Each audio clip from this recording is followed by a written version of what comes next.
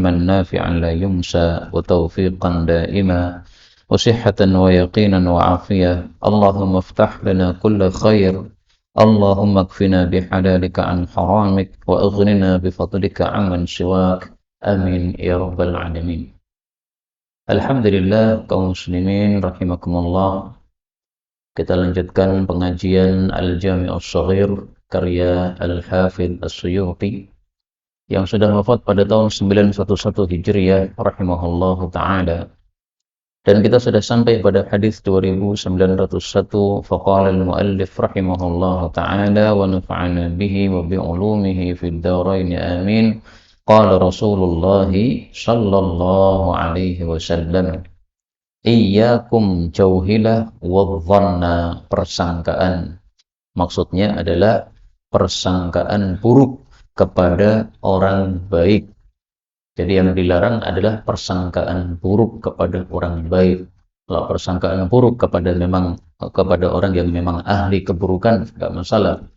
Fa inna dhanna, karena sesungguhnya persangkaan itu adalah akdzabul hadis, paling dustanya ucapan, maksudnya ucapan hati atau bisikan hati. Wala tajassasu, dan janganlah kalian mencari-cari kesalahan orang. Wala tahassasu, dan janganlah kalian itu mengendus-endus kesalahan orang. Sama ya, tajassasu dengan tahassasu. Hanya bedanya tajassus biasanya untuk keburukan saja. Kalau tahassus tidak hanya untuk keburukan.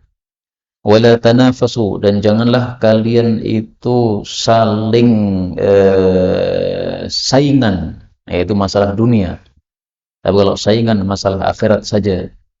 Wala tahasadu, dan janganlah kalian saling dengki. Wala tabaghadu, jangan saling membenci. Wala tadabaru, jangan saling membelakangi sesama muslim. Wa kunu, dan jadilah kalian ibadallah, hamba-hamba Allah, ikhwana, yang bersaudara. Jadi muslim dengan muslim tidak boleh saling bermusuhan. Muslim dengan muslim wajib saling berukhuwah. Dan ini sudah disebutkan dalam Al-Quran, di dalam surat Al-Hujurat. Allah ungkapkan dengan kalimat berita, tetapi maksudnya adalah perintah. Innamal mu'minuna ikhwah. Tiada lain orang-orang beriman itu bersaudara. Ini berita, tetapi maksudnya perintah. Dan berita apabila yang dimaksudkan adalah perintah, ini lebih dahsyat maknanya daripada perintah secara langsung. Wala yakhtub, dan janganlah melamar ar-rajulu, seseorang, ala khidbati akhi, terhadap lamaran saudaranya, hatta yankiha, sampai dia menikah, au yatruk, atau dia meninggalkan lamaran tersebut. Jadi kalau ada seorang wanita kita tahu sudah dilamar orang, jangan kita melamar. Tunggu dua kemungkinan. Kemungkinan pertama, dia betul-betul menikah dengan wanita tadi. Oh, sudah, berarti ya sudah, berarti sudah jadi, berarti kita enggak melamar. Atau dia tinggalkan, ternyata batal. Akhirnya dia tinggalkan, saya enggak jadi melamar wanita tadi. Barulah kita maju untuk melamar wanita tersebut. Kenapa Nabi menyuruh begitu? Supaya tidak terjadi permusuhan sesama kaum muslimin. Karena kalau ada wanita sudah dilamar, kemudian kita juga ikut melamar, akhirnya wanita milih kita. Pasti pelamar pertama tidak terima. Nah, itu menyebabkan apa? Tidak harmonis antara kaum muslimin. 902, iyyakum, hindarilah, wat ta'risa, istirahat akhir malam, ala jawadit thariq, pada jalan. Jawad itu artinya adalah bagian besar at-thariq dari jalan, ya. Tapi yang dimaksud adalah jalan itu sendiri. Was-salatu 'alaiha, dan salat di atasnya. Fa innaha, karena sesungguhnya jalan-jalan tersebut, ma'wal hayyat, tempat tinggalnya hayyat, yaitu ular-ular, was-sibai, dan binatang-binatang buas. Wa qada'ul hajah 'alaiha, dan buang hajat pada jalan-jalan tadi jangan juga. Fa innaha, karena hal tersebut, al-mala'in, menyebabkan laknat dari orang-orang yang lewat padanya. Ringkasnya, karena Nabi itu sangat ra'ufur rahim, kasih sayang kepada umatnya, maka beliau melarang sesuatu yang bisa menimbulkan gangguan. baik gangguan kepada kita sebagai pelakunya atau gangguan kepada orang lain dari sebab perbuatan kita. Istirahat di jalan yang biasa dilalui orang. Istirahat akhir malam, musafir biasanya pakai unta zaman dulu ya. Di akhir malam mereka istirahat. Nah, istirahatnya jangan di jalanan. Karena kalau istirahat di jalanan, itu nanti akan ada binatang-binatang buas yang datang melewati tempat tersebut. Nah, sehingga bahaya untuk diri kita. Buang hajat di jalanan, tidak boleh. Kenapa? Karena ada orang-orang lewat pada jalan tersebut. Nanti ada orang lewat ternyata menginjak tai kita. Nah, ini mengganggu dia. Jadi bisa jadi mengganggu kita, bisa jadi mengganggu dia. Semuanya dilarang oleh Rasulullah SAW. Itu semata-mata karena beliau adalah orang yang Ra'ufur Rahim, yang sangat kasih sayang kepada umat beliau. 903, iyyakum hindarilah wal wisal, puasa sambung. Innakum sesungguhnya kalian lastum tidaklah kalian fi dzalika dalam masalah puasa sambung itu mithli seperti saya. Apa bedanya? Ini sesungguhnya aku abitu aku bermalam yuta'imuni rabbi, pemeliharaku kasih makan kepadaku, wa yaskini dan kasih minum kepadaku. Faklafu maka bebanilah kepada diri sendiri minal amali dari amalan ma tutiqun apa yang kalian mampu saja. Hadis ini menunjukkan larangan puasa wisal. Puasa wisal adalah puasa sambung. Misalnya hari Ahad sahur, kemudian tidak makan apa-apa sampai hari Senin pas adzan maghrib. Berarti puasa sambung 2 hari, atau 3 hari, atau 4 hari. Nggak boleh. Kalau mau puasa sambung, oleh Nabi dibatasi dari sahur sampai sahur. Ahad sahur, kemudian maghribnya tidak makan apa-apa sampai Senin sahur lagi. Nah, itu masih boleh. Jadi sambungnya cuma 24 jam. Tapi kalau sambung sampai 2 hari, nah di situ dilarang oleh Nabi.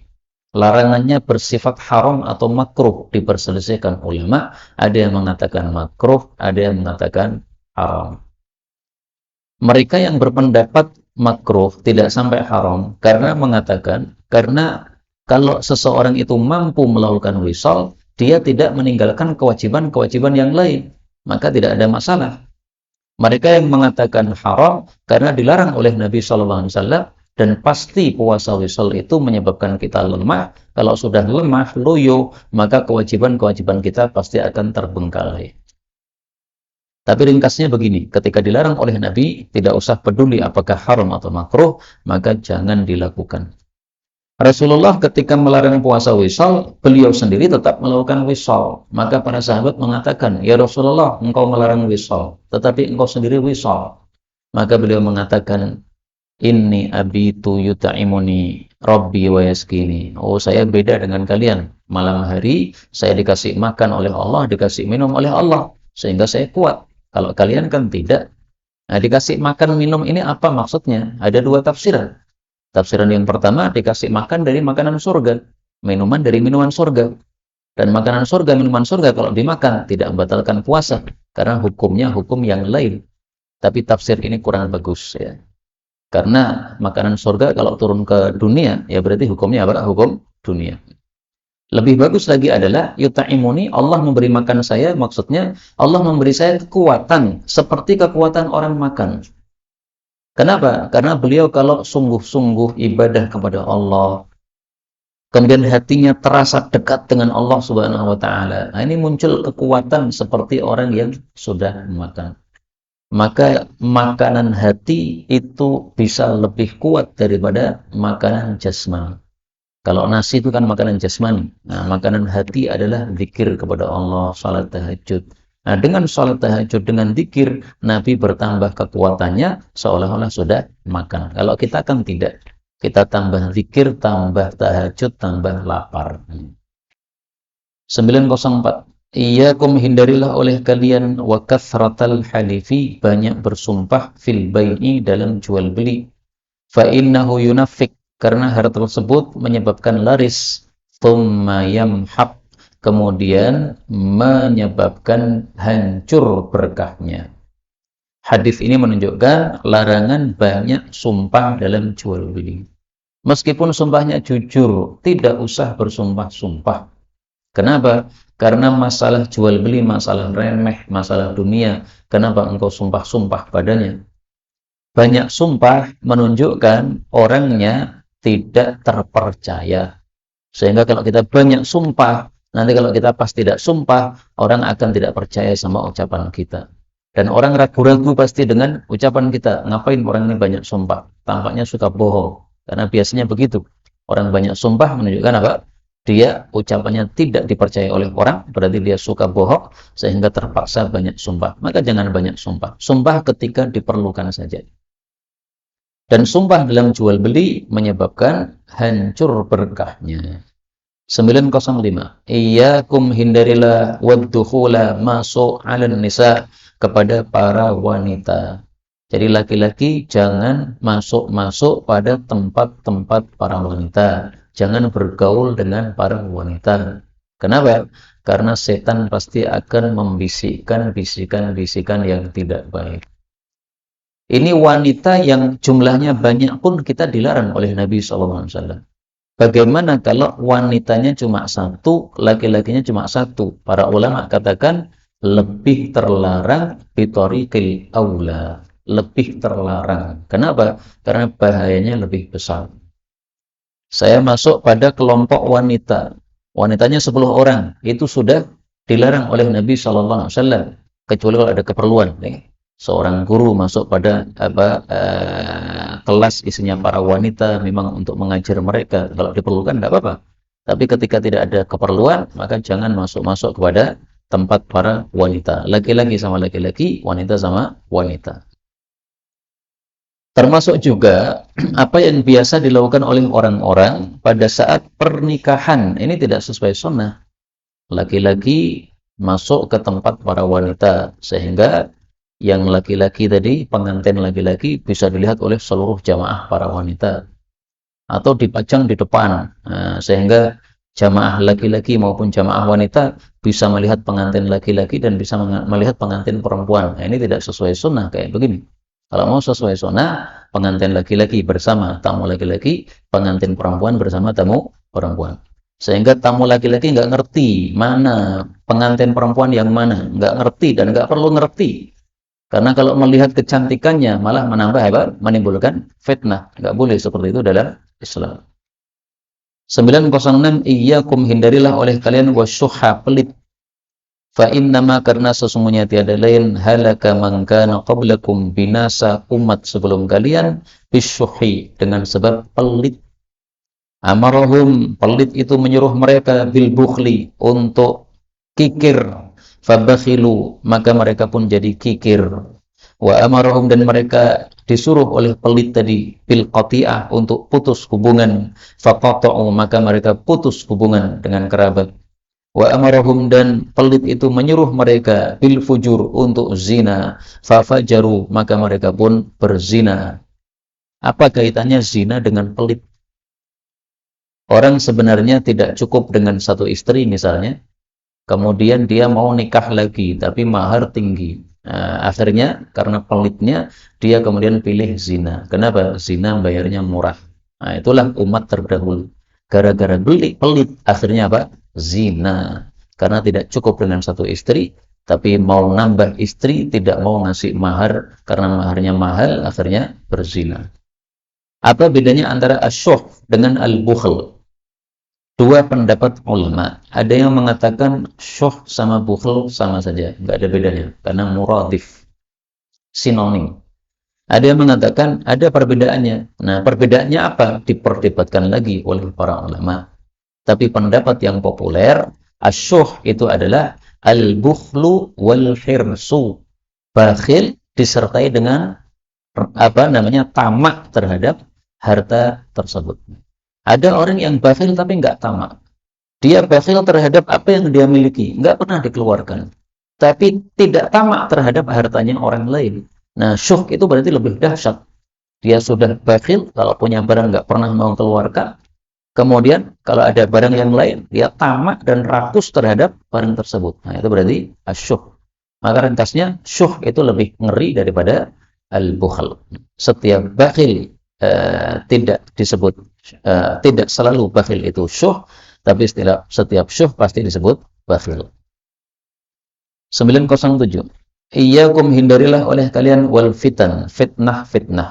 Fa inna, karena sesungguhnya waq'al lisani, jatuhnya lisan, fiha, di dalam fitnah tadi, maksudnya ungkapannya lisan di dalam fitnah tadi, mithlu waqa'i as-sayfi, seperti jatuhnya pedang di dalam fitnah tersebut. Hadis riwayat Ibnu Majah dhaif. Yang dimaksud fitnah itu adalah peperangan antar kaum muslimin. Jadi ada perang dua macam. Perang melawan orang kafir disebut jihad. Kalau perangnya besar disebut malhamah. Malhamah kubro, itu perang besar menjelang akhir zaman. Kalau perang sesama muslim itu namanya fitnah. Nah, Nabi katakan iyyakum wal fitan. Kalau ada fitnah kalian hindari. Jadi kalau ada perang sesama muslim, gimana sikap kita? Jangan ikut-ikut. Kalau bisa damaikan. Kalau tidak bisa mendamaikan, jangan ikut-ikut. Meskipun hanya dengan lidah. Kenapa? Karena ucapan lidah untuk masa fitnah itu seperti menggunakan pedang. Menggunakan pedang menyebabkan terjadinya perang. Menggunakan lidah pada masa fitnah sama juga bisa menyebabkan perang. Itu maksudnya. Dan dulu sudah pernah saya sampaikan, para ulama jelaskan, kalau ada perang sesama muslim, maka hanya ada 3 kemungkinan saja. Kemungkinan pertama, kita mengetahui siapa dari 2 kelompok tadi yang benar. Maka kita membela yang benar. Kita gabung sama yang benar, membela yang benar. Kemungkinan kedua, kita tidak mengetahui siapa yang benar di antara 2 kelompok ini. Dan itulah yang seringnya terjadi, kita nggak ngerti. Hakikatnya nggak tahu. Maka kalau nggak tahu, jangan ikut-ikutan, jangan bela salah satu dari kedua belah pihak. Kemungkinan ketiga, kita tahu bahwa semuanya salah. Semuanya tidak berada dalam kebenaran. Semuanya hanya hawa nafsu belaka. Maka jangan ikut campur dalam perang tersebut. Sehingga dari 3 kemungkinan ini, yang kita boleh untuk membantu cuma 1 kondisi saja. Ketika kita betul-betul tahu bahwa kelompok A ini yang benar, kelompok B ini yang dolim. Nah, saat itulah kita membela yang terdolim. Saat itu saja. Selain itu, jangan membela sama sekali. Karena sudah ditegaskan di sini, iyyakum wal fitan, hindarilah fitnah-fitnah. 908. Iyyakum, hindarilah wal hasada, iri atau dengki. Fa innal hasada, karena sesungguhnya dengki itu adalah ya'kulul hasanat, bisa memakan kebaikan-kebaikan kita, kama ta'kulun narul hatab, sebagaimana api memakan kayu bakar, yaitu kayu bakar yang kering. Hadis ini juga derajatnya dhaif. Hadis ini menghasung kita untuk menghindari hasad, karena hasad itu bisa menghabisi kebaikan-kebaikan kita yang lain. Kok bisa? Karena kalau orang iri kepada seseorang yang lain, dia akan berusaha untuk menjatuhkan orang tersebut. Dia akan banyak menggibah orang tersebut, mencela orang tersebut, menuduh orang tersebut. Pikirannya pokoknya setiap saat gimana caranya menjatuhkan orang itu. Nah, jadi hari-harinya penuh dengan apa? Bagaimana berbuat buruk kepada orang yang dia iri atau dia dengki tersebut. Dan iri ini, hati-hati, penyakit umat terdahulu yang menjangkiti umat Nabi Muhammad SAW. Sebagaimana disebutkan dalam hadis yang lain, tabba ilaikum da'ul umam qablakum. Telah merembet kepada kalian penyakit umat-umat terdahulu, yaitu salah satunya adalah apa? Dengki ini. Maka dengki ini tidak hanya mengenai orang biasa, juga mengenai kelompok ulama, kelompok ustaz, bisa dengki dengan ustaz yang lain, sesama ulama dengki dengan ulama yang lain, bisa. Bahkan ada satu kitab judulnya Tahasud al-Ulama, saling dengki di antara para ulama.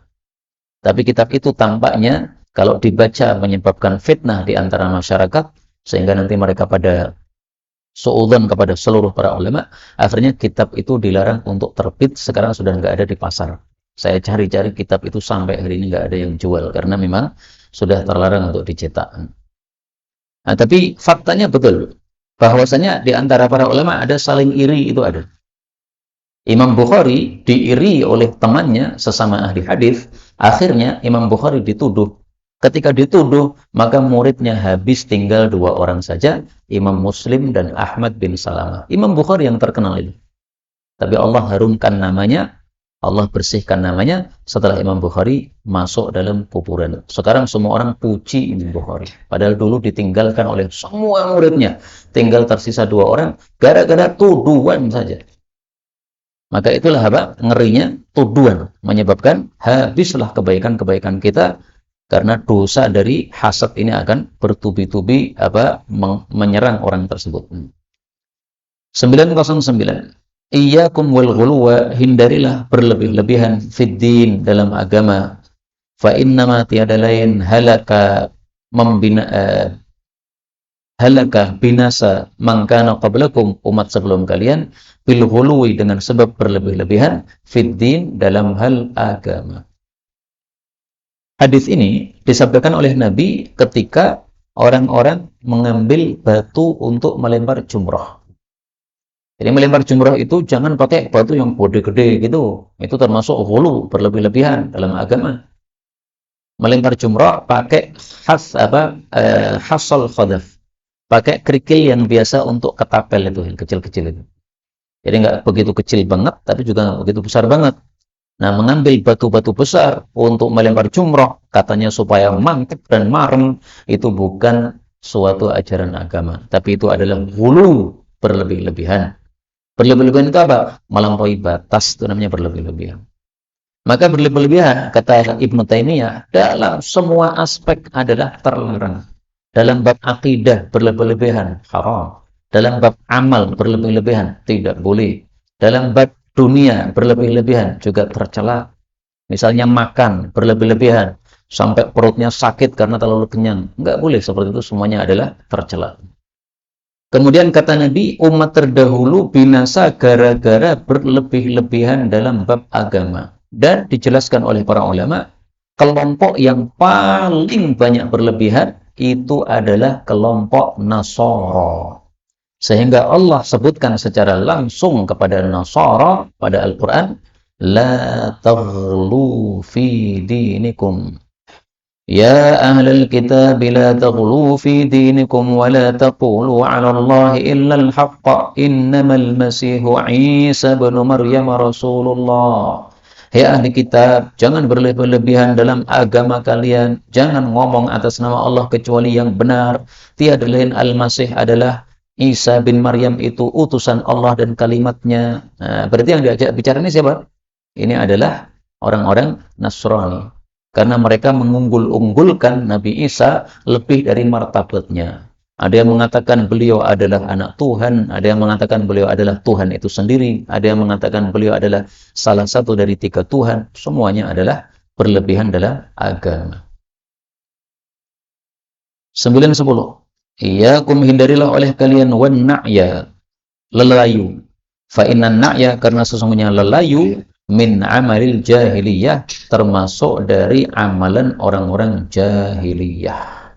Hadis ini dhaif. Adapun hukum lelayu, hukumnya ada 3. Pertama, lelayu yang haram. Kapan itu? Ketika dilakukan seperti model zaman jahiliyah.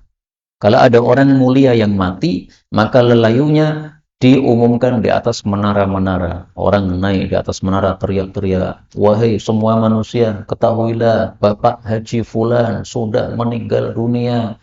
Ini hanya dilakukan untuk orang-orang mulia. Orang-orang rakyat jelata nggak dilakukan seperti itu. Nah, ini berarti melakukan lelayunya untuk kebanggaan saja, bahwa ini orang yang mulia sudah mati. Nah, dilelayukan di atas menara-menara itu supaya yang datang banyak, semakin banyak yang datang menunjukkan dia orang mulia. Nah, maka itulah yang dilarang, yang haram. Yang kedua adalah yang mubah, boleh, bahkan itu sunnah Rasulullah SAW, yaitu mengumumkan kematian atau lelayu untuk teman, untuk kerabat, dan untuk orang-orang soleh. Untuk teman-teman dia, supaya mereka mensolatkan jenazah temannya yang mati. Untuk kerabatnya, supaya mensolatkan kerabatnya yang mati. Kepada orang-orang soleh, supaya orang soleh, karena doanya mustajab, mensolatkan orang yang mati tersebut. Nah, inilah yang dilakukan di masa Rasulullah sallallahu alaihi wasallam. Hukumnya boleh, enggak ada masalah. Kemudian yang ketiga adalah yang makruh, yaitu lelayu yang diumumkan di mek-mek masjid. Ini para ulama katakan hukumnya makruh. Kenapa? Karena masjid itu sebenarnya penggunaannya bukan untuk pengumuman kematian. Masjid itu penggunaannya untuk ibadah kepada Allah Subhanahu wa taala. Nah, pengumuman kematian ini bukan termasuk dalam bab ibadah, tapi masuknya dalam bab muamalah. Tetapi hukumnya tidak sampai haram, para ulama katakan hukumnya makruh saja. Ya kalau memang diperlukan ya nggak ada masalah, tapi kalau tidak diperlukan, menurut saya nggak usah pakai mic masjid. Toh sekarang sudah ada WA dan sebagainya. Jadi kalau ada orang mati satu RT semua tahu, kenapa? Sudah ada grup WA tersebut. Nah, ngapain pakai mic masjid, nggak usah. 911. Iyyakum, hindarilah oleh kalian wat ta'arri, telanjang. Fa inna, karena sesungguhnya ma'akum, bersama kalian, man la yufariqukum, ada orang yang tidak pernah memisai kalian, yaitu malaikat, illa indal ghaid, kecuali ketika BAB, wa hina yufdir rajul ila ahli, dan ketika mengumpuli seseorang itu kepada istrinya. Fastahyuhum, maka malulah kepada mereka para malaikat tadi, wa akrimuhum, dan muliakanlah mereka dengan tidak telanjang. Hadis ini derajatnya juga didhaifkan oleh Al-Albani. Tetapi adab Islam menganjurkan kita untuk tidak telanjang. Karena kalau kita telanjang berarti tidak punya adab kepada Allah Subhanahu wa taala. Allah melihat kita, maka kita tidak boleh telanjang meskipun tidak ada orang. Telanjang ketika tidak ada orang, apa hukumnya? Hukumnya dua. Satu, kalau diperlukan maka boleh atau mubah. Dua, kalau tidak diperlukan maka para ulama katakan haram telanjang. Diperlukan misalnya gimana? Misalnya kita mau mandi, orang mandi kan perlu telanjang kan? Nah, maka dia telanjang tapi di tempat sepi, nggak ada yang lihat, nggak apa-apa. Tapi kalau telanjang tidak ada keperluannya, di rumah sendirian, wah iki pasrane wong, utuh wae, tidak boleh, haram. Itu penjelasan apa? Para ulama kita rahimahumullah taala. Adapun telanjang dilihat oleh orang, maka sepakat para ulama haram hukumnya, tidak boleh melihat aurat kita selain istri kita atau budak kita. 912. Iyyakum, hindarilah oleh kalian wasu'a dzatil bain, jeleknya hubungan antara dua orang. Fa innahal haliqah, karena sesungguhnya jeleknya hubungan itu adalah menggundul, yaitu menggundul agama kita atau merusak agama kita. Kenapa diungkapkan oleh Nabi dengan istilah menggundul? Karena kalau rambut kita digundul itu habis. Nah, maka demikian juga hubungan yang tidak baik antara sesama muslim itu bisa menghabisi agama dia. Gara-gara hubungan tidak baik, akhirnya setiap ketemu orang, ngobrolin orang itu, gibahin orang itu, kemudian membuat tuduhan, membuat isu yang tidak benar. Hari-hari isinya cuma dosa, akhirnya habislah agama dia. Yang dulu sebenarnya dia bisa baca Quran 1 juz setiap harinya. Tapi gara-gara ngomongin orang tersebut, akhirnya sibuk dengan ngomongin orang, malah tidak bisa membaca Quran. Habis sudah agamanya dan amalannya. 913. Iyyakum, hindarilah oleh kalian wal hawa nafsu. Fa innal hawa, karena sesungguhnya hawa nafsu yusimmu, membikin tuli, wa yu'mi, dan membikin buta. Ini hadisnya sanadnya dhaif, tetapi maknanya sahih. Memang hawa nafsu bisa membuat buta seseorang. Kalau sudah mengikuti nafsunya, maka dia tidak peduli akibat buruknya, tetap dia lakukan. Seperti orang yang berzina.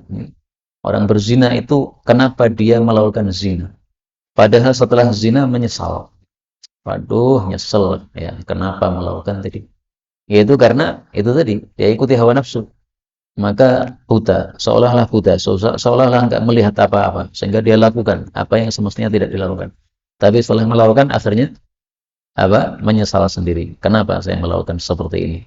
Dan dosanya dia rasakan terus seumur hidup, sehingga seolah-olah terbayangi terus-menerus oleh dosa tersebut, seolah-olah merasa terus-menerus bersalah dengan sebab perbuatannya tersebut. 9:14, iyyakum, hindarilah oleh kalian, wa kathratal hadits, banyak menyampaikan hadis anni, dari saya. Faman qala alayya, barang siapa yang berkata atas nama saya, falyaqul haqqan, hendaklah mengatakan yang benar, au sidqan, atau yang jujur. Apa bedanya antara benar dengan jujur?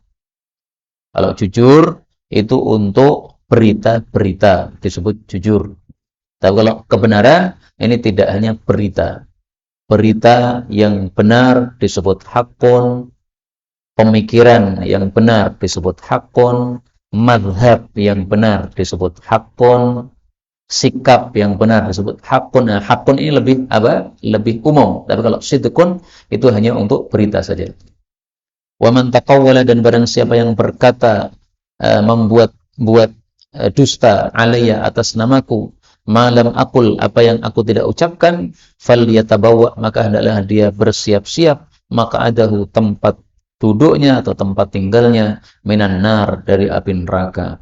Hadis ini menunjukkan bahwa memalsukan hadis atas nama Nabi Muhammad sallallahu alaihi wasallam termasuk dosa besar. Kalau tidak memalsukan hadis, tetapi menyampaikan hadis palsu, hukumnya sama dengan yang memalsukan hadis. Ada orang memalsukan hadis, kita nggak ikut-ikut memalsukan hadis, tapi kita ikut menyebarkan, sama juga. Karena itu hati-hati dengan WA. Banyak orang asal nyebar hadis, padahal hadisnya hadis palsu. Nah, hati-hati itu, dapat dosanya Pak jenengan. Makanya kalau nggak tahu ini hadisnya benar atau tidak, tanyakan dulu kepada yang ngerti. Dan termasuk kengawuran orang zaman sekarang, supaya hadis palsunya laku, itu di belakangnya ditulisi HR Bukhari, hadis riwayat Bukhari. Ngawur sekali. Ini saya bukan mengada-ada. Pernah saya mampir di warung soto, temboknya itu penuh tulisan. Tulisannya bagus-bagus hadis-hadisnya. Tapi satu tembok saya baca, loh, HR Bukhari. Padahal saya sudah beberapa kali khatam Bukhari, nggak pernah baca hadis kayak begitu. Maka saya cari lagi dalam Sahih Bukhari, ada nggak hadis seperti itu? Ternyata betul nggak ada. Ini ngawur yang bukan main seperti ini. Ya mungkin hadisnya ada, tapi dhaif. Nah, supaya orang terima dengan hadis itu, ditambahi hadis riwayat Bukhari. Nah, maka harus kita cek dulu, benar nggak ada riwayat Bukhari seperti itu? Kalau tidak ada, maka jangan disebar-sebarkan. 9:15, iyyakum, hindarilah oleh kalian, wa da'watal mazlum, doanya orang yang terzalimi. Wa in kanat, meskipun doa itu min kafir, dari orang kafir, tetap mustajab. Fa innahu, karena sesungguhnya, laisa laha, tidak ada untuk doa orang terzalimi, hijabun, pembatas, dunallahi, dari Allah azza wa jalla. Hadis ini menunjukkan dua hal. Pertama, kita dilarang berbuat zalim. Jadi maksud hindarilah doa orang zalim, maksudnya jangan berbuat zalim. Karena kalau kita berbuat zalim, orang itu mendoakan kita, doa pasti mengenai kita. Pasti itu. Karena doanya orang zalim apa? Orang yang terzalimi adalah mustajab. Karena itu kita ambil pelajaran juga, kalau kita terzalimi, maka ini kesempatan baik untuk kita berdoa. Karena doa kita akan mustajab. Nah, kita pilih doa apa? Pilih doa untuk kebaikan kita, atau pilih doa untuk keburukan orang tadi? Kata sebagian masyayikh, lebih bagus Anda berdoa untuk kebaikan diri Anda. Pas doanya lagi mustajab, doa untuk diri sendiri.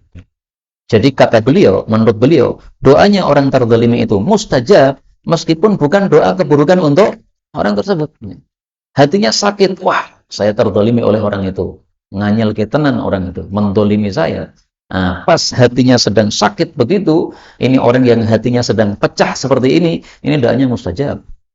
Maka dia doa untuk diri sendiri, mustajab. Ya. Tidak harus doa kepada orang yang mendolimi tersebut. Yang kedua, hadis ini menunjukkan bahwa doa orang kafir itu bisa dikabulkan oleh Allah Subhanahu wa Ta'ala. Jadi bukan berarti kalau kafir doanya pasti total enggak diterima oleh Allah, enggak begitu. Dia kafir tapi dizalimi, yang mendolimi orang muslim, itu bisa dikabulkan oleh Allah Subhanahu wa ta'ala. Orang kafir terdesak bisa dikabulkan oleh Allah Subhanahu wa taala. Surat An-Naml ayat 62. Ammay yujibul muttarra idza da'a. Siapakah yang mengabulkan doanya orang terdesak ketika berdoa kepada Allah? Ini enggak disebutkan muslim atau kafir, berarti semuanya yang terdesak bisa dikabulkan oleh Allah Subhanahu wa taala. Orang terzalimi termasuk orang yang terdesak. Adapun ayat Quran yang menunjukkan bahwa وَمَا دُعَاءُ الْكَافِرِينَ إِلَّا فِي ضَلَالٍ. Doanya orang-orang kafir hanyalah sia-sia. Itu maksudnya adalah doa mereka di neraka. Surat Ar-Ra'd ayat 14. Doanya orang-orang kafir hanyalah sia-sia. Maksudnya ketika sudah masuk neraka, doa apapun sama Allah enggak dikabulkan oleh Allah Subhanahu wa taala. Allah enggak peduli. Tapi kalau masih di dunia, Allah masih punya rahmat kepada orang-orang kafir itu. Sehingga ada orang kafir, dia sakit, doa kepada Allah, disembuhkan oleh Allah. Banyak enggak orang kafir kemudian sembuh? Banyak. Dan sembuhnya setelah dia doa. Nah, berarti apa? Bisa jadi itu adalah Allah Subhanahu wa taala karena mengabulkan doanya sehingga dia sembuh, atau bisa jadi juga karena memang sudah waktunya dia sembuh. Tapi ringkasnya doa orang kafir bisa mustajab. 916. Iyyakum, hindarilah oleh kalian wa muhaqqarati, dosa-dosa yang diremehkan, adz-dzunubi, ya, dosa-dosa. Fa innama, karena sesungguhnya tiada lain, mathala, perumpamaan, muhaqqaratidz dzunubi, dosa-dosa yang diremehkan, itu adalah kamathali qaumin, seperti suatu kaum, nazalu batna wadin, yang mereka singgah pada perut lembah. Faja'adza, maka datanglah orang ini bi'udin, dengan satu kayu. Waja'adza, dan datang orang ini, yaitu orang yang lain, bi'udin, dengan kayu yang lain. Hatta hamalu, sehingga mereka membawa ma'andoju, sesuatu yang bisa untuk mematangkan bihi, dengannya, khubzahum, roti mereka. Maksudnya, sedikit demi sedikit, lama-lama menjadi bukit. Jadi satu orang bawa kayu satu orang lagi bawa satu kayu. Nah, kalau orangnya 1000, kayunya jadi satu tumpuk, Pak. Kalau kayunya sudah satu tumpuk, bisa untuk masak itu, bisa untuk masak sampai matang itu. Maka maksudnya adalah dosa kecil itu. Jadi yang dimaksud muhaqqarat, dosa yang diremehkan itu dosa-dosa kecil. Hindari dosa-dosa kecil. Kenapa? Dosa-dosa kecil itu kalau ditumpuk-tumpuk lama-lama menjadi besar.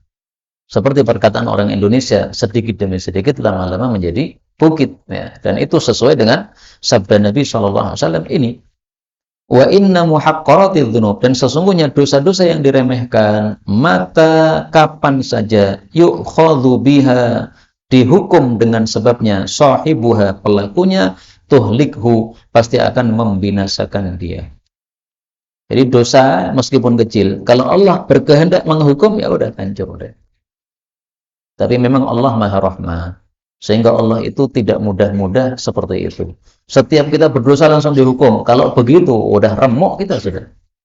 Seandainya semua dosa langsung dihukum oleh Allah saat itu juga, udah banyak yang mati di antara kita nih. Kenapa? Setiap hari numpuk-numpuk dosa. Karena itu, marilah kita perbanyak istighfar kepada Allah, minimal 100 kali istighfar setiap hari. Malam boleh, pagi boleh, lebih bagus malam pada saat kita sholat tahajud. Rabbighfirli wa tub 'alayya innaka antat tawwabur rahim, atau astaghfirullahal azim wa atubu ilaih. Nah, seperti yang sudah disampaikan dulu ya dari pesan dari guru-guru kami, istighfar 100 kali ini dilazimi setiap hari. 917, iyyakum, hindarilah oleh kalian wa muhaqqaratidz dzunubi, dosa-dosa yang diremehkan, yaitu dosa-dosa kecil.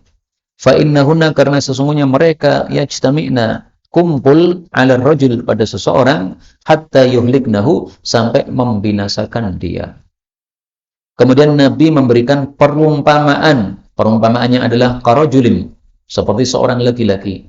Kana bi ardin falatin, dia berada pada tanah yang kosong, padang pasir dan sebagainya. Fahadura, maka datanglah soni'ul qaumi, sesuatu yang dibuat oleh kaum, ya, masak roti atau masak nasi. Faja'ala, maka berbuatlah ar-rajulu, seseorang, yaji'u, datang, bil'udi, dengan kayu, war-rajul, dan orang yang lain, yaji'u, datang, bil'udi, dengan kayu. Hatta, sehingga jama'u, mereka mengumpulkan, min dalika, dari kayu-kayu tadi, sawadan, setumpuk kayu yang banyak. Sawad itu artinya hitam aslinya. Ya, tapi maksudnya adalah sesuatu yang banyak sehingga terlihat hitam dari banyaknya tersebut, dari kejauhan seperti ada sesuatu yang hitam. Wa ajjaju dan mereka menyalakan naron api, fa andaju maka mereka pun memasak atau mematangkan ma fiha apa yang ada pada api tersebut. Telo dimasukkan jadi matang ya, pohong dimasukkan jadi matang, jagung dimasukkan jadi matang. Padahal kayunya satu orang bawa satu, satu bawa satu. Tapi karena ditumpuk satu tambah satu tambah satu tambah satu, 1000 orang, 100 orang, akhirnya jadi banyak kayunya. Nah, dosa juga seperti itu. Kalau ditumpuk-tumpuk terus, maka akan menjadi besar. Makanya ada perkataan para ulama mengatakan la saghirata ma'al isra. Tidak ada dosa kecil, tidak ada dosa kecil kalau dilakukan terus-menerus. Karena terus-menerus berarti kecil, kecil, kecil, kecil jadi besar. La saghirata ma'al israr wa la kabirata ma'al istighfar. Tidak ada dosa kecil kalau ditumpuk terus-menerus dan tidak ada dosa besar kalau kita istighfar kepada Allah Subhanahu wa taala. 918. Iyyakum hindarilah oleh kalian wa muhadatsatan nisa, ngobrol dengan wanita-wanita. Fa innahu karena sesungguhnya la yakhlu tidaklah berkhalwat rajulun seorang laki-laki dewasa bimra'atin dengan seorang perempuan dewasa laisa laha mahram tanpa ada mahram illa hamma biha kecuali si laki-laki tadi ingin berbuat terhadap wanita tersebut. Ingin berbuat apa? Tidak disebutkan oleh Nabi, dijelaskan oleh para ulama, yaitu ingin untuk mengumpuli wanita tadi atau ingin melakukan muqaddimah dari mengumpuli, memegang, meraba, mencium dan sebagainya. Nah, jadi istilahnya kalau istilah kita pasti piktor, pikirannya pasti kotor. Ketika ada laki-laki dengan perempuan berduaan di tempat sepi.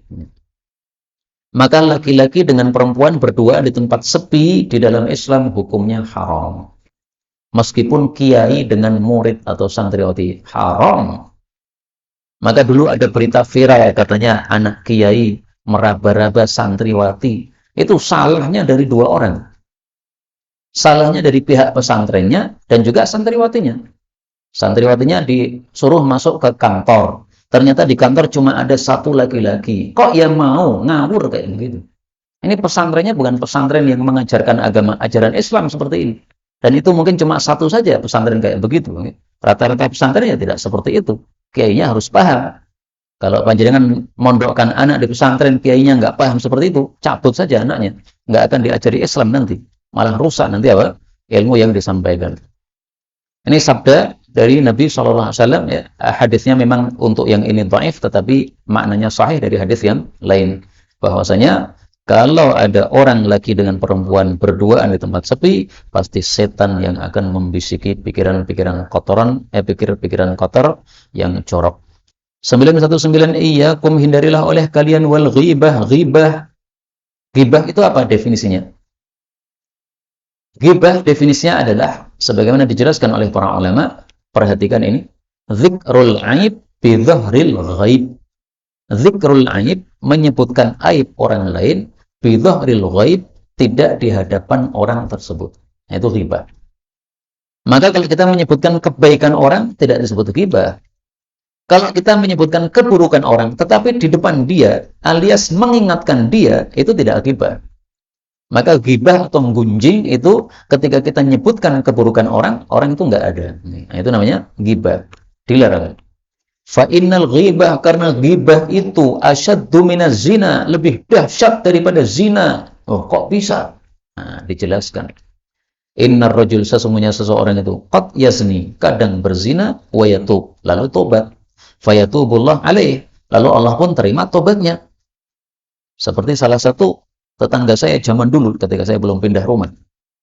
Dia sholat di shaf pertama. Saya nggak kenal, nih Pak siapa ini kok? Biasanya nggak muncul, ini muncul. Nah, maka orang-orang bilang saya, "Loh, ini tetangga panjenengan." Tapi memang nggak pernah di rumah karena pekerjaannya sebagai gigolo, laki-laki suka melayani para perempuan-perempuan. Tapi kemudian sudah tua tobat. Nah, setelah tobat shaf pertama terus nggak telat. Wallahu a'lam, tampaknya sudah wafat. Nah, saya nggak ngerti karena sudah pindah rumah. Nah, itu termasuk contoh orang yang qad yazni wa yatub. Awalnya zina tapi kemudian tobat kepada Allah Subhanahu wa taala. Wa inna sahibal ghibah, tapi pelaku ghibah la yughfaru lahu, tidak bakal diampuni untuk dia hatta yaghfira lahu sahibuhu, sampai dimaafkan oleh orang yang dia ghibai, oleh temannya yang dighibai tadi. Jadi kalau kita ghibah sama seseorang, itu berarti kan mendolimi orang tadi kan. Nah, mendolimi orang tadi, maka kita harus minta halal dari orang tersebut. Sama dengan maling ya. Ini HP milik orang, diambil. Ini zalim namanya. Kapan kita selesai dari dosa maling? Ketika kita sudah minta ampun kepada Allah dan mengembalikan barang yang dimaling. Tidak cukup saya sudah tobat, tapi barang yang dimaling masih dikantongi. Nggak ada gunanya kayak begitu. Nah, ghibah juga begitu. Ghibah itu mengurangi hak orang. Hak orang kan ada 3 kan? Nyawanya atau badannya, barangnya atau hartanya, dan kehormatannya. Mengambil HP-nya orang, ini berarti mengurangi hartanya orang. Menggunjing orang atau menuduh orang, itu berarti mengurangi kehormatan orang. Nah, sama-sama mengurangi. Maka dia kalau mau minta maaf kepada Allah, wajib minta maaf kepada orang yang pernah dia gunjing. Maka ada seorang ulama dimintai maaf oleh orang yang menggunjing kepada dia. Saya minta maaf padamu karena saya sudah menggunjingi kamu. Maka ulama ini ngomong, bagaimana mungkin saya mau memaafkan kamu? Padahal pahala dari sebab kamu menggunjing saya, itu pahala yang paling bagus dalam catatan amal saya. Jadi dia nggak mau memaafkan. Itu sebenarnya bukan nggak mau memaafkan betul, tapi maksudnya untuk pelajaran bagi dia. Jangan menggunjing orang, hati-hati menggunjing orang. Harus minta maaf, ya kalau orangnya mau memaafkan. Kalau tidak mau memaafkan gimana coba? 920, terakhir. Iyyakum, hindarilah oleh kalian wattamaduh, saling memuji. Fa innahu dzabh, karena memuji sama dengan menyembelih.